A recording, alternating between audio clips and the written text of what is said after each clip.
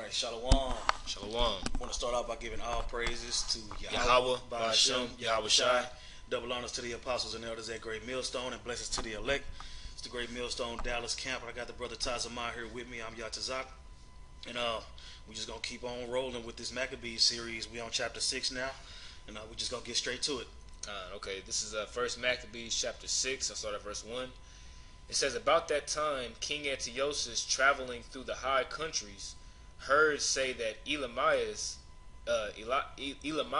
in the country of Persia was a city great renown for riches, silver, and gold, and that there was in it a very rich temple, which were in coverings of gold, and breastplates and shields, which Alexander son of Philip, the Macedonian king, who reigned first among the Grecians, had left there. Wherefore he came and sought to take the city and to spoil it, but he was not able, because they of the city, having had warning thereof, rose up against him in battle. See, Antiochus was basically trying to do what Alexander did, just go around conquering everything. You know, he was trying to get his money up so he can deal with Israel, and he had a whole lot of different things going. He was spreading himself too thin, you know. It says, so he fled and departed thence with great heaviness, and returned to Babylon. Moreover, there came one who brought, so I can read verse 5 again. It says, moreover, there came one who brought in tidings into Persia, that the armies which went against the land of Judah were put to flight, and that Lysias, who went forth first with great power, was driven away of the Jews, and that they were made strong with armor and with power, in store of spoils which they had gotten of the armies which they had destroyed. Yeah, I'm saying, and you had all these different people coming up against the Maccabees. You know, the Maccabean revolt. When you go into the documentaries and all these different things, they was having hell with the Jews. You know, especially the way Alexander conquered everything. He set it up to where his 4 generals would be able to take over, but they didn't have the spirit on them that he had on him.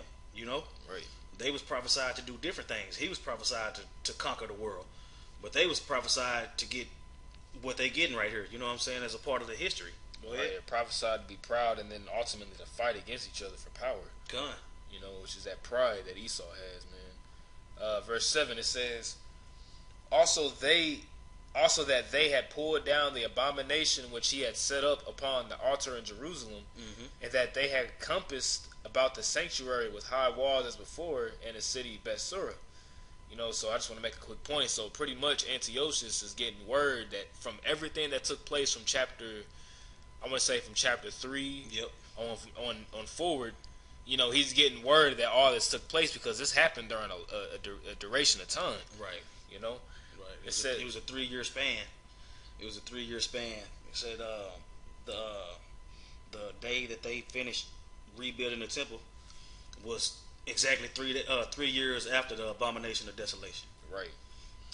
Verse 8. Now when the king heard these words, he was astonished and sore moved, whereupon he laid him down upon his bed and fell sick for grief, because it had not befallen him as he looked for. And there he continued many days, for his grief was ever more and more, and he made an account that he should die. Wherefore he called for all his friends and said unto them, the sleep is gone from mine eyes, and my heart faileth for very care. And I thought with myself, into what tribulation am I come, and how great a flood of misery is it wherein now I am? For I was bountiful and beloved in my power. But now I remember the evils that I did at Jerusalem, and that I took all the vessels of gold and silver that were therein, and sent to destroy the inhabitants of Judah without a cause. Right. I perceive therefore that for this cause these troubles are come upon me, and behold, I perish through great grief in a strange land. Now here it is. You got Edomite that said, I perceive therefore that for this cause these troubles are come upon me, but a nigga don't get it. You know what I'm saying? I perish through great grief in a strange land. You know? He figured out, oh, maybe it's something I'm doing. You know what I'm saying? Especially the way that they was losing. You know, he understood that there was something else going on other than his madness. You know, he had to actually sit back. It was said the power of the Lord was so heavy on Israel, at that point in time, he was like, well, let me examine my damn self. Exactly. Go ahead. You got something? Yeah, I had the Josephus. This is Josephus, book 12, chapter 9, and verse 1, if you want to call it that. It says, about this time it was that King Antiochus, as he was going over the upper countries, heard that there was a very rich city in Persia called Elamias, and therein a very rich temple of Diana, and that it was full of all sorts of donations dedicated to it, as also weapons and breastplates, which upon inquiry he found had been left there by Alexander, the son of Philip, king of Macedonia. And being incited by these motives, he went in haste to Elamias and assaulted it and besieged it. Mm-hmm. But as those that were in it were not terrified at his assault nor at his siege, but opposed him very courageously, he was beaten off his hopes. For they're talking about Antiochus? Yep. Yeah. It was like he's starting to lose steam. Yep. You know? God. It says, for they drove him... Just like now. Yep. Just like now. Because, you know, this whole time we've been going through this Maccabees history, we've been correlating to today. You know what I'm saying? Now you're starting to see it slip a little bit. Yeah, the turn of the change, you know what I'm saying? The guard. Judas and them was starting to wake up, fighting wise. You know what I'm saying? Just like we waking up teaching wise. You know what I'm saying? Esau starting to lose steam now, just like Antiochus was starting to lose steam back then, and you're starting to see it now. Go ahead. For they drove him away from the city and went out and pursued after him, insomuch that he fled away as far as Babylon and lost a great many of his army. And when he was grieving for this disappointment, some persons told him of the defeat of his commanders, whom he had left behind him to fight against Judea, and what strength the Jews had already gotten.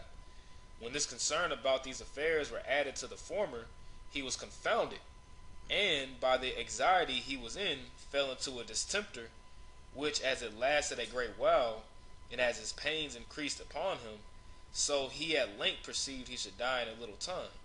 So he called his friends to him, and told them that his distemper was severe upon him, and confessed withal that this calamity was sent upon him for the miseries he had brought upon the Jewish nation, while he plundered their temple and condemned their power.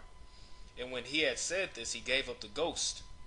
Whence one may wonder at Polybius of Megalopolis, who, though otherwise a good man, yet saith that Antiochus died because he had purposed to plunder the temple of Diana in Persia, this is what somebody else is saying. Yeah. It says, for the purpose to do a thing, but not actually doing it is not worthy of punishment. But if Polybius could think that Antiochus thus lost his life on that account, it is much more probable that the king died on account of his scrilegious plundering of the temple at Jerusalem. But we would not contend about this matter with those who may think that the cause assigned by this Polybius of Megalopolis is nearer the truth than that is assigned by us. Yeah. You know, it's going into it could go either way. Yeah. As they were saying. Yeah. But we know through the Spirit that it was because of what he was doing. Right. Exactly. He even according to the scripture, he even perceived that himself. Exactly. So fuck what that nigga talking about. Right. Okay. Now we're going to jump back to verse 14. We're going to read 14 through 17, and we'll jump back to the Josephus. Cool. All right. So verse 14, it says, then called he for Philip, one of his friends, whom he had made ruler over all his realm, and gave him the crown of his robe.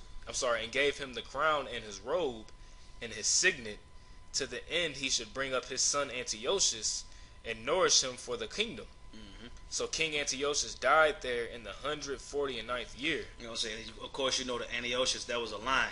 Right. You know what I'm saying? It was like you seeing right here. It was passed down from generation to generation. You know. Mm-hmm. Go ahead. Verse 17. Now when Lysias knew that the king was dead, he set up Antiochus his son, whom he had brought up being young, to reign in his stead, and his name is called Epitor. Eupator. All right, now I'm going to read number 2, which is kind of short. It says, however, Antiochus, before he died, called for Philip, who was one of his companions, and made him the guardian of his kingdom, and gave him his diadem and his garment and his ring, and charged him to carry them and deliver them to his son Antiochus. and desired him to take care of his education and to preserve the kingdom for him. This Antiochus died in the 149th year, but it was Lysias that declared his death to the multitude and appointed his son Antiochus to be king, of whom at present he had the care, and called an could you say it again? Eupator. Eupator. So like, all right, and that's it on that part. All right. Now read that through 18 to 46. Okay, so we got some reading to do. Okay, so verse 18 it says, "About this time they were in the tower shut up. About this time they that were in the tower shut up the Israelites round about the sanctuary." Let me read that again. "About this time they that were in the tower shut up the Israelites round about the sanctuary, and sought always their hurt and the strengthening of the heathen. Wherefore Judas purposing to destroy them, called all the people together to besiege them. So they came together and besieged them in the 150th year, and he made mounts for a shot against them and other engines. Howbeit certain of them that were besieged got forth, into whom some ungodly men of Israel joined themselves, sell out niggas, and they went into the king and said, How long will it be ere thou execute judgment and avenge our brethren? Wow, we have been willing to serve thy father and to do as he would have us, and to obey his commandments, for which cause they of our nation besiege the tower and are alienated from us. Moreover, as many of us as they could light on, they slew and spoiled our inheritance." Yeah, man. I'm talking about you got the same thing going on today, man. You got IUIC, ISUPK, them the watchdogs for Esau, man. You know what I'm saying? They straight up the watchdogs for Esau. They gathering up niggas, you know. You gotta sign up to be with them. They want to know all your contact information, your personal business, and all that. Yep. You know. Yep. And what they doing? They want your social, they want your bank account, they want all that shit. So, yeah, man, they pretty much Negro gatherers, pretty much. They gathering up Israelites. You know what I'm saying? Thinking that one day they gonna be able to come out on top in Esau's kingdom. We gonna build our kingdom inside their kingdom. You know what I'm saying? You know how hard you gotta sell out for them to let Israelites build a hospital? Nigga, they whole thing is set up to destroy you, but they gonna let you build a hospital. Yeah, just cause you got a couple of Israelites to. Boy, that 501c3 ain't hitting on a goddamn thing. Man, quick precept. This is John 8:44. It says, "Ye are of your father the devil, and the lust of your father ye will do." Yeah, the lust of your father ye will do, man. You want to destroy the men of the Lord, man. The devil want to destroy the men of the Lord, and his minions want to destroy the men of the Lord, man. And for you to sell out and do all the different things that these other Israelite groups is doing, just like they was doing in the time of the Maccabees, it got to be pointed out. It says, "He was a murderer from the beginning, and abode not in the truth, because there is no truth in him." That's what I'm saying. There ain't no truth in you niggas either, man. You know, it ain't no truth in. It ain't no truth in Israel other than the spirit and power of Yahweh Hashem Yahweh Shai, putting the spirit on the apostles and elders, a great millstone, and the men on down that's teaching sincerely. That's it. You know. Yep. Cause I'm gonna tell you like this, man. If you think if you think for 1 second it ain't dudes that's calling themselves GMS, they won't sell you up the river, you out your damn mind, man. You know, Apostle Elder Tahar just mentioned knuckle dragging niggas that want to put GMS on their name, man. That don't nobody know nothing about your ass. Rabbi Lewis. You know, and the same thing was going on back then, man. You know what I'm saying? Yeah, I know Judas Maccabees. Yeah, man. I was just over there with him the other day, man. Yeah, man. They planning on moving north, or they planning on moving south. You know, same thing today, man.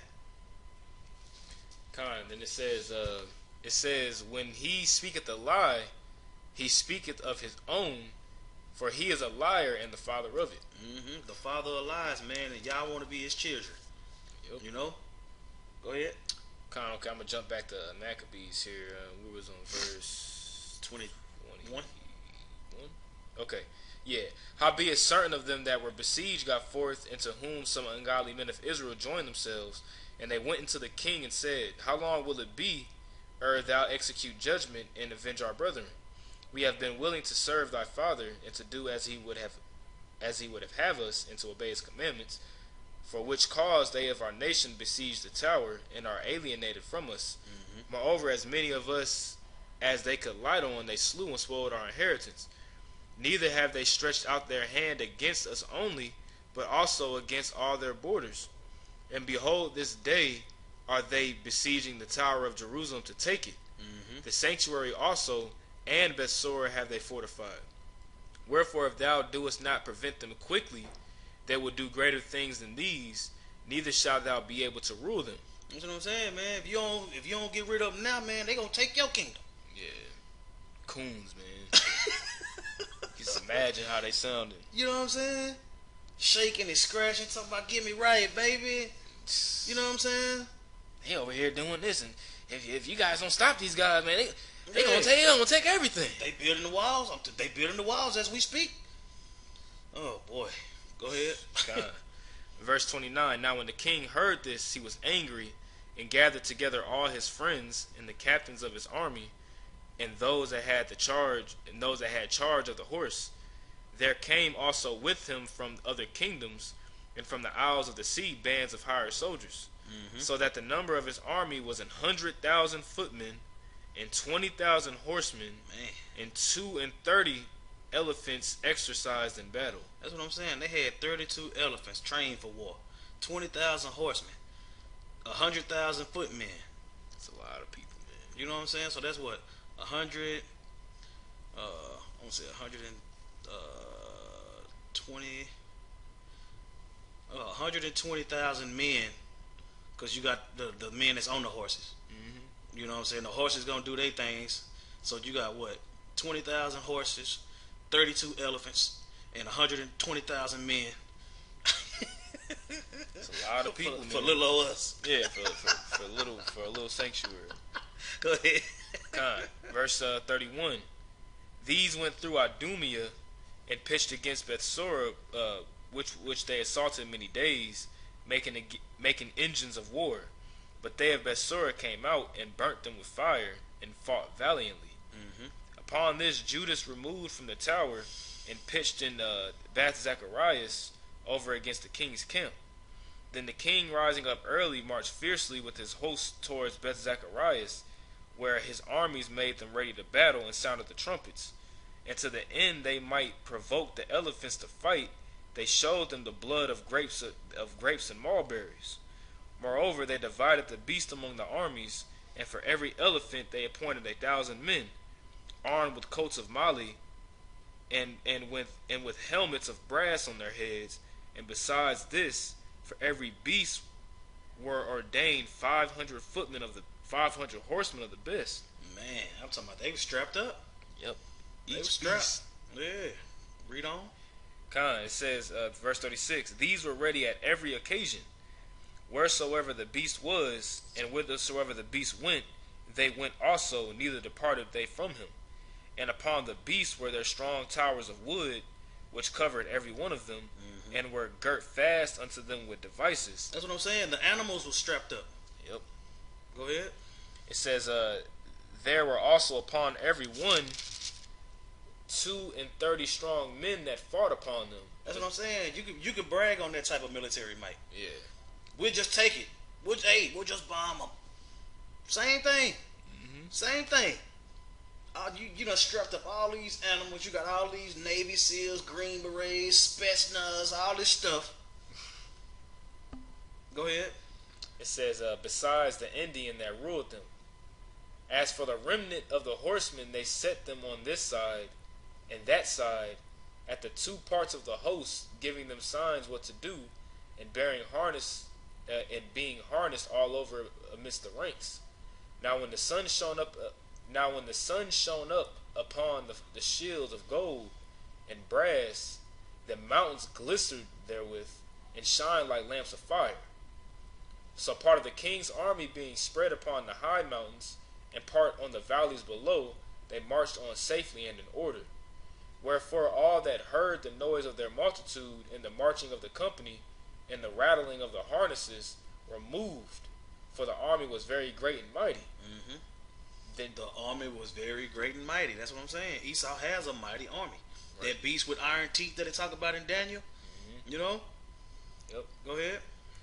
Then Judas and his host drew near and entered into battle, and there were slain of the king's army 600 men. Mm-hmm.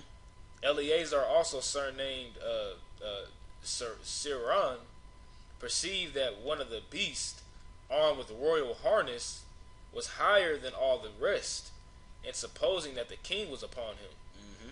put himself in jeopardy to the end he might deliver his people. He got out there one time. Yeah.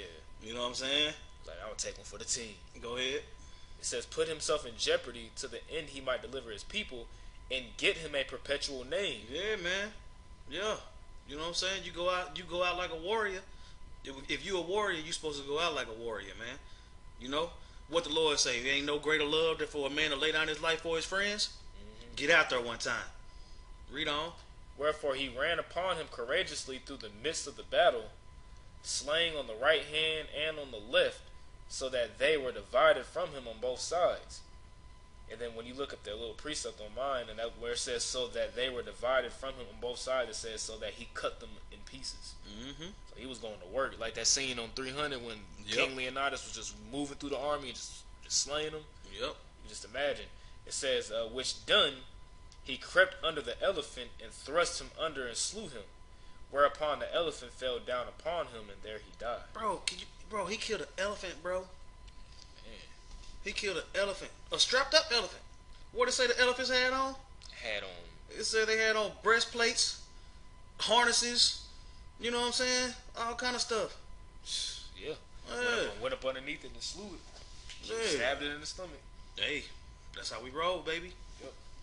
I'm gonna jump to the third part of the Josephus here for this. It says, At this time it was at the garrison in the citadel of Jerusalem, which the Jewish renegades did a great deal of harm to the Jews. For the soldiers that were in the garrisons rushed out upon the sudden, and destroyed such as were going up to the temple in order to offer their sacrifices. For this citadel adjoined to and overlooked the temple.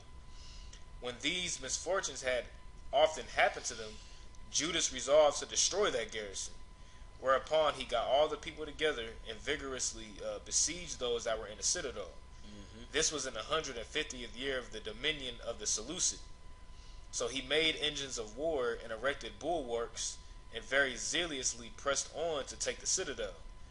But there were not a few of the renegades who were in that place that went out by night into the country, and got together some other wicked men like themselves, and went to Antiochus the king, and desired of them that he would not suffer them to be neglected under the great hardships that lay upon them from those of their own nation, and this because their sufferings were occasioned on his father's account, while they left the religious worship of their fathers and preferred that which he had commanded them to follow, that there was danger lest the citadel and those appointed to the garrison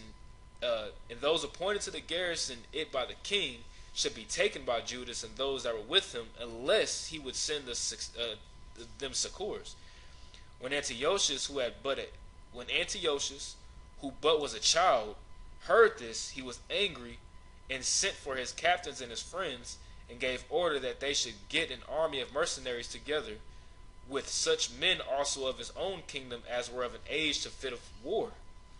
Accordingly, an army was collected of about 100,000 footmen and 20,000 horsemen, and 32 elephants.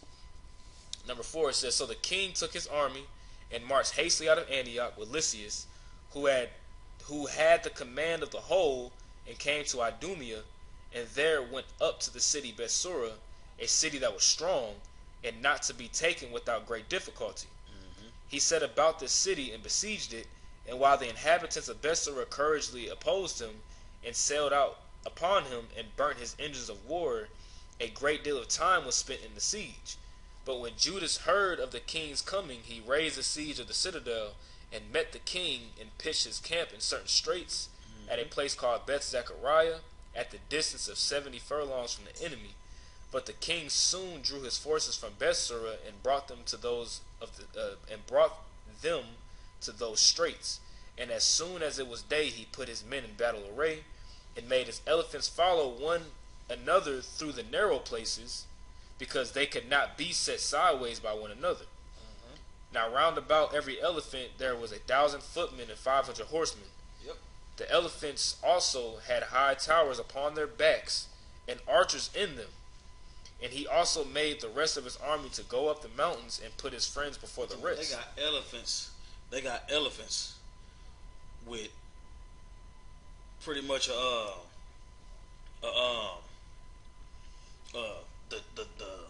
chariot basket. Yeah. With archers and still getting whooped. Still getting it. by a little sanctuary. Man. Call Allah, you blow your house by ship, y'all was shy. Khan. Go ahead. It says, and gave order for the army to shout aloud, and so he attacked the enemy. He also exposed to sight their golden and brazen shields, so that a glorious splendor was sent from them. And when they shouted, the mountains echoed again. When Judah saw this, he was not terrified, but received the enemy with great courage, and slew about 600 of the first ranks.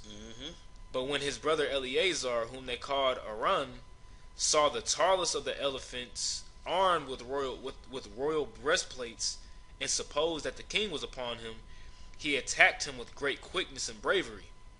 He also slew many of those that were about the elephant, and scattered the rest. So that's just like that scene on 300. Yeah. When the dude told him my arrows will blot out the sun. When he jumped across that thing and he chopped his arm off while he was talking noise. That's the same thing. It's the same thing. He was like, look, man, we gonna fight. Yeah. So whatever you brought, that's cool that you brought it, but that's what I'm saying. You're not finna bring nothing that's gonna back us down. He said Judas wasn't worried about it. It says he received the arm. He said he was not terrified, but received the enemy with great courage. You know what I'm saying? And then what's the other brother name? Aaron, Eleazar. Eleazar. You know, he got his in. He said, look, even if to die for my brothers, yeah, I'm finna knock this elephant off the map. Yeah. And did that. Yeah. You know? He got out there. But I'm saying, when the Lord is on your side, man, who can be against you? You know? Yep. Go ahead. He also slew many of those that were about the elephant, and scattered the rest. That's what I'm saying. He killed the elephant and the niggas that was with the elephant. It said it was about 1,000 dudes per elephant. It was 1,000 dudes per elephant. He was going to work, bro. on top of the horseman that was by the elephant too. Yep. One man just going in. Working. Read on.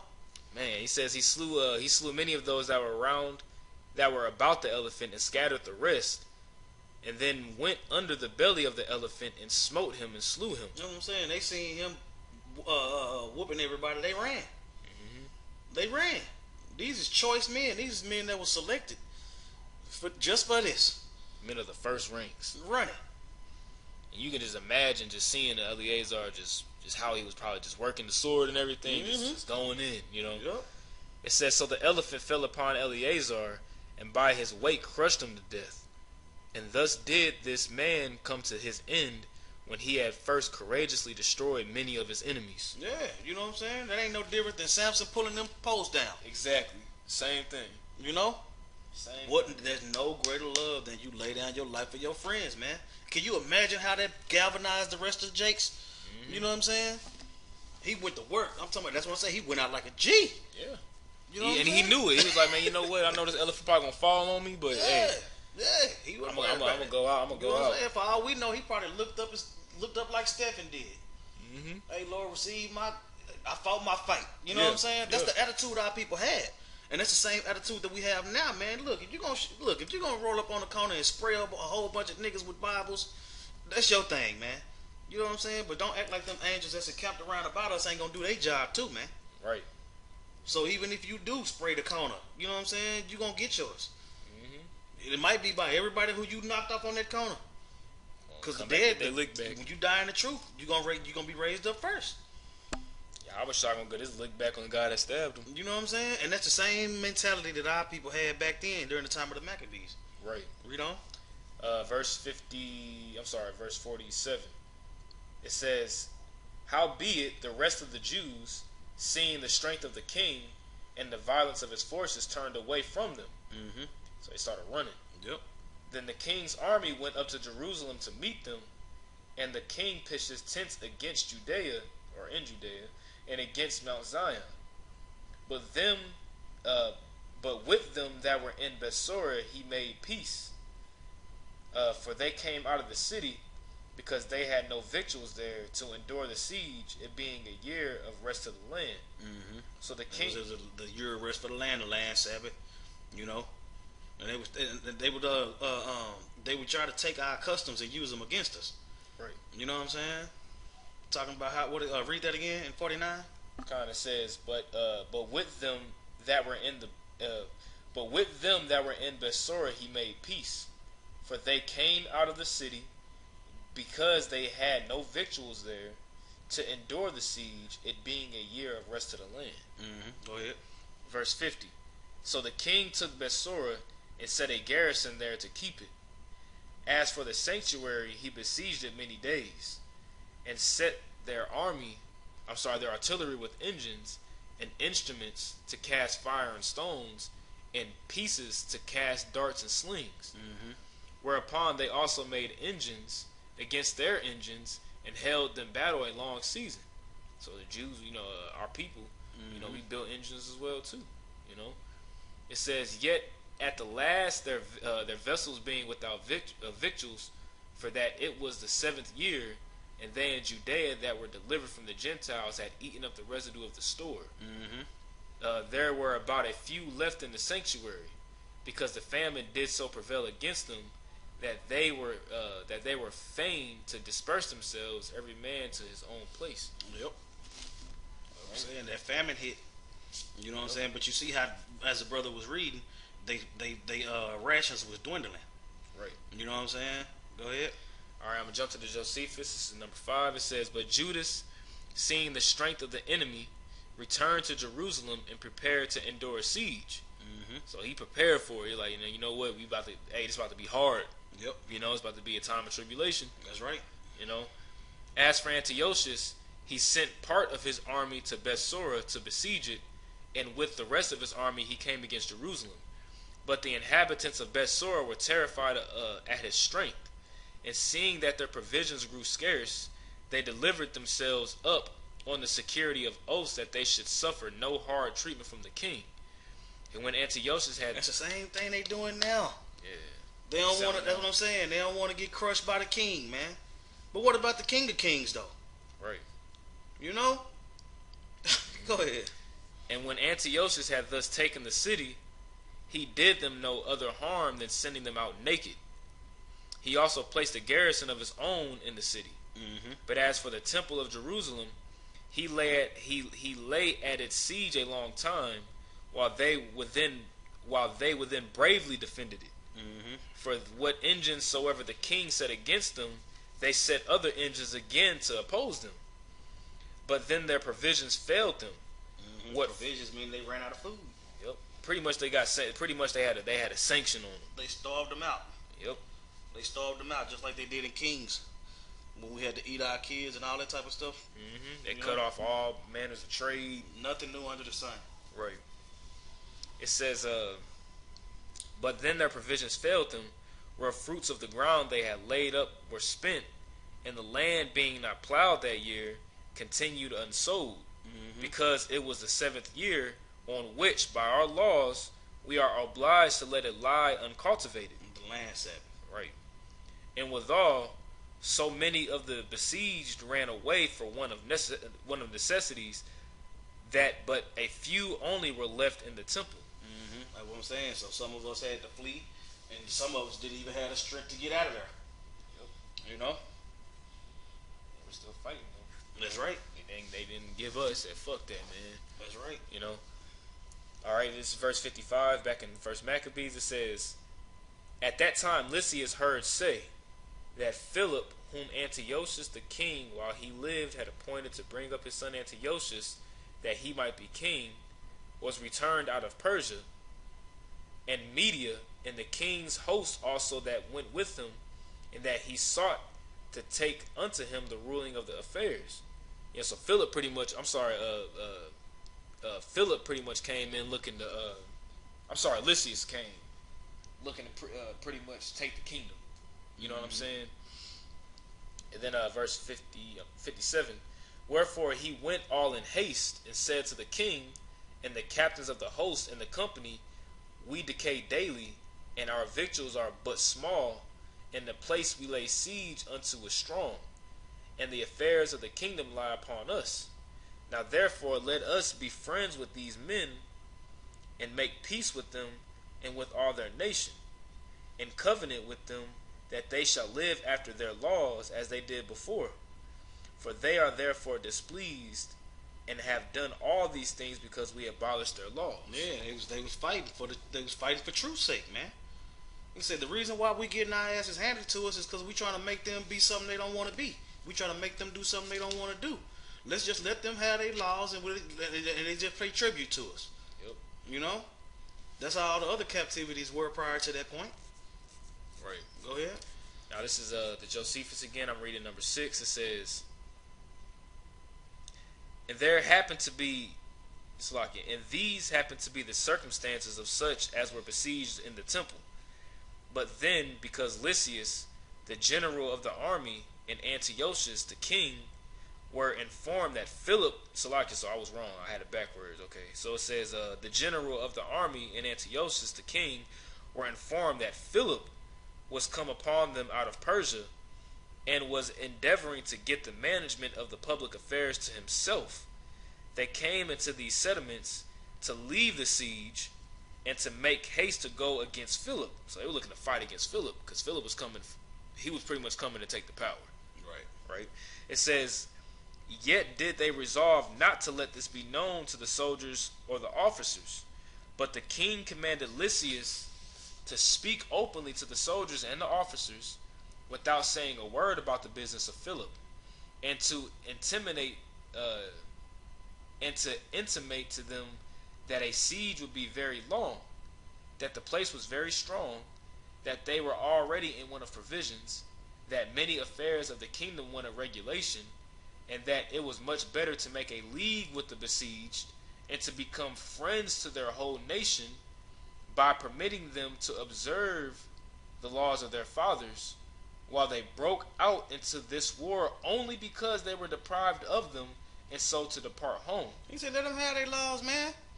He said, you know how many people done died because of this takeover? It ain't working, man. It ain't working. Yeah, let them have their laws, man. You let them have their laws, you leave them alone, shit. We get this paper.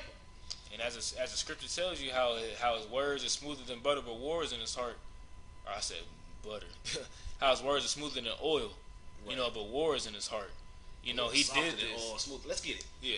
Psalms 55 and 21. Why butcher it? Right. You say Psalms what? 55 and 21. Yeah, that's it. That sounds about right.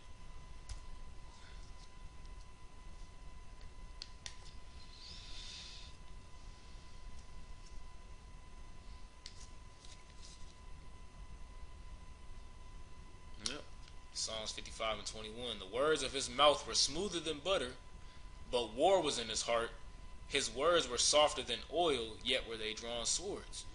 And he did that because he knew that Philip was coming. And Philip was looking to take over the management of affairs, because you still got to remember it was still fighting going on between these different family lines. And he was pretty much had it in his mind, like, look, let's just say that we're gonna be cool with them. We can let them observe the laws of their fathers, this, that, and the third, so that they can join up. We can join up with them, in case Philip does come, so they can probably possibly fight with us. They see how strong we really are. But at the end of the day, you always know Esau got some ulterior motive, man. Just how he does today with his jargon and his words. Yep. He always has an ulterior motive behind it. I'm gonna read these last two verses. Come on. This is what Judas did. It says, this is Psalms 55 and 22. It says, cast thy burden upon the Lord, because he always prayed before every battle. It says, and he shall sustain thee. He shall never suffer the righteous to be moved. I don't give a damn how many elephants you got. Right. It says, but thou, O Yahweh, shalt bring them down into the pit of destruction. Bloody and deceitful men shall not live out their days, but I will trust in thee. And that's why they was beating the shit out of these devils, man. It says shall not live out half their days. Shall not live out half their days. You know what I'm saying? not even half of their days they ain't gonna live out. That's right, brother. That's right. That's how you pray, man. Panya Hakwadam, man. Face the east. Yep. You know, I will say really learning these two verses in Hebrew, man, is huge, man. It's powerful. You know, shout out to that brother Monagon, man. We've been learning, brother. We've been learning through the spirit, man. I mean, you know, you got other brothers out there that's got that spirit on them too. You know, so we want to commend you, brothers, for getting back to that pure language, man. Contrary to popular belief. Go ahead. You got more? Yeah, it's like one more sentence. It says, when Lysias had discoursed thus with them, both the army and the officers were pleased with this resolution. All right, so now we're just gonna finish. The army and the officers was pleased with his resolution because they was tired of getting their asses kicked. Yep. They was like, cool. So, yeah, Said, let them have their loss. We can be on there, and they're gonna be on our team too. Yeah. Shit. Okay. Verse 60. So the king and the princes were content, wherefore he sent into them to make peace, and they accepted thereof. Also the king and the princes made an oath unto them, whereupon they went out of the stronghold. Then the king entered into Mount Zion, but when he saw the strength of the place, he brake his oath that he made, and gave commandment to pull down the wall round about, which we just read in Psalms 55 and 21. Yep. Afterward departed he in all haste, and returned into Antiochia, where he found Philip to be master of the city. So he fought against him and took the city by force. So he went in and made a false promise. You know, we can be on teams. You know, everything's all good. Woo, woo, woo. Yep, y'all can keep y'all laws, man. Look, we get it, man. When the Lord got the spirit on y'all, we can't deal. We can't deal. He came into the city, let him in, broke his oath, his promise, let down the walls, their defense, and then went to take care of Philip so that he can come back and do what he had planned on doing to Israel. Yep. All right. Never trust thine enemy. Is that Sirach 6:12? Yeah. Yeah, man. And it's every time we trust this devil, every time, you know, that's why the scriptures say eventually you're gonna have to get rid of him. Yep. You know what I'm saying? I ain't gotta trust you if you dead. Yep. Never gonna exactly. You know? This is Sirach chapter 12 verse 10. It says, "Never trust thine enemy, for like as iron rusteth, so is his wickedness." That's what I'm saying. It never fail. Never fail. That knife gonna end up in your back. Go ahead. Though he humble himself and go crouching. That's what he did. Y'all can keep y'all laws. We get it, Yeah. man. You done killed all my elephants, man. I'm through. Go ahead. Yet take good heed and beware of him, and thou shalt be unto him as if thou hast wiped a looking glass, and thou shalt know that his rust hath not been altogether wiped away. Yep. Set him not by thee, lest when he hath overthrown thee. That's what I'm saying. As soon as you let him get close enough to stick you, you're going to get stuck. Go ahead. He stand up in thy place, neither let him sit at thy right hand, lest he seek to take thy seat. And thou at the last remember my words and be pricked therewith. There you go, man. Woo. So when he do bite you on your ass, if you ain't dead, remember why you ain't dead. You know what I'm saying? The Lord had mercy on you because you gave yourself up to your enemy. You know? Trusting your enemy, man. Trusting your oppressor. God. And this is the last part, because we finished the chapter, but this is the last part of Josephus. God. It says, accordingly the king sent to Judas and to those that were with him, and promised to give them peace and to permit them to make use of and live according to the laws of their fathers. And they gladly received his proposals. They gladly received his proposal. He done did all this killing, all this maiming, all this rape, robbery, and murder. And as soon as he come and say, well, y'all can keep y'all laws, they're like, okay. Thank you, Daddy. Yep. And he smoked them. Yep. Go ahead. And when they had gained security upon oath for their performance, they went out of the temple. But when Antiochus came into it,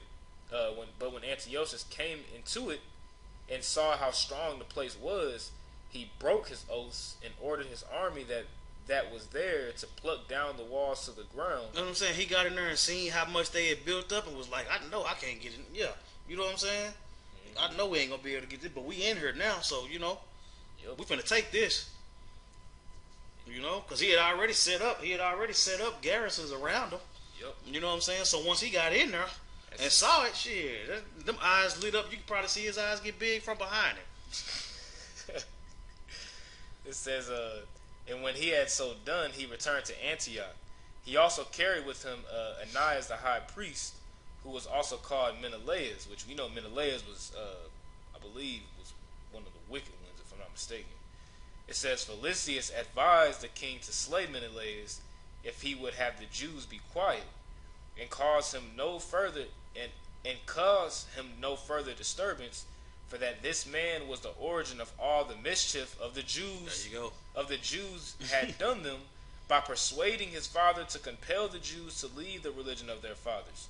So he was, man, Menelaus was wicked, man. When you read about him, that nigga, he was a true nigga for real. Yep. It says, so the king sent Menelaus to Berea, a city of Syria, and there had him put to death when he had been high priest 10 years.